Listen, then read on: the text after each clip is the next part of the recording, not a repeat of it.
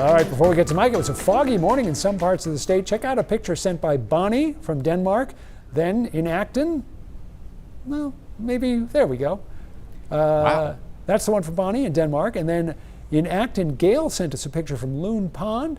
Thanks for sending those along. If you have any pictures or videos that you would like to share with us, you can do so using the Near Me section of our News Center Maine app. All right, now you get a chance to step forward and tell us what's going on for the rest of the afternoon and into the weekend, Mike. A lot of fog out there this morning, Rob. Something we haven't seen much of at all this season, though, frost. We're still talking about how we're waiting for that first widespread frost to come.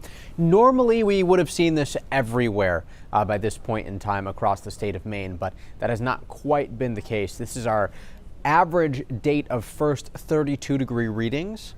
And again, most of us have not even gotten into the upper 30s at this point in time. The chilliest so far this season at Bangor has been 39 degrees. I do think that's going to change as we move in a wave of cooler air next week. But for now, we're still talking about milder conditions. We've got a lot of rain ongoing. Take a look at what's going on well to our north. All this right here, that extra white that you see, that's not clouds, that's some snow appearing. We're getting closer. We're still a couple months away before we start to expect to see snowflakes locally. Clouds moving through Maine right now, a couple showers out ahead of this larger batch of heavier rain, but take a look here. I imagine that some of this is being blown up a little bit by the radar, something called bright banding, where you've got some cooler air aloft and it actually catches the snowflakes melting. I'll look into that a little bit. But otherwise, I do expect these showers to continue moving across Coos County, New Hampshire before they make their way into Maine, tracking from Route 2 all the way to the international border. Rangeley Lakes region going to see some rain from this. Bethel to Rumford to Weld also going to get in on some of that rain. So the highest risk for showers is still inland, and most of that's going to be happening through the afternoon today. High temperatures in southern Maine at the same time will make it well into the 60s. Some of these showers may be able to hold together to make it to the mid-coast and down east. But I still think that if you are sitting at the coastline today, it's less likely that you're actually going to see any showers out there at all. We warm things back up tomorrow. High temperatures expected to approach 70 degrees in some spots, especially south of Augusta, I think is where we have the best chance to get to that 70-degree reading. Bangor will likely end up in the mid to upper 60s, still seasonably warm for this time of year.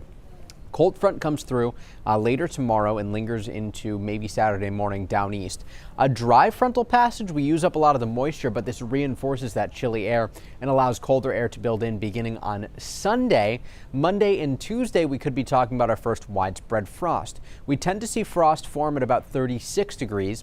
That's because the actual air temperature is measured 2 meters off the ground, and sometimes you can get the ground to be just a little bit cooler than what the air temperature is reading. Here's what we're forecasting for low temperatures on Tuesday morning. This would almost guarantee frost everywhere except maybe the coastline, but even then, I think it's possible that we could be talking about a frosty start. We'll see just how chilly we get. Seas today, 1 to 3 feet, wind coming out of the south, about 5 to 10 knots, water temperature 58 degrees, which is warm for this time of year. Could see a lingering shower tomorrow morning, another warm day though.